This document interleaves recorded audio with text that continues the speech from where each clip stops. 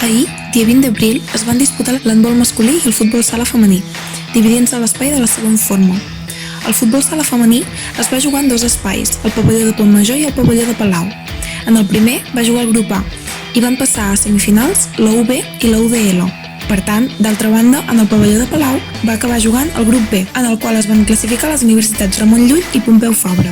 Pel que fa a l'handbol masculí, van jugar en el pavelló US Sarrià i en el pavelló Lluís Bach del GEC. En el primer espai van jugar els grups A i C. En el primer es van classificar la UAB i la UDG. I en el segon grup, en el C, es van classificar la UIC i la UB.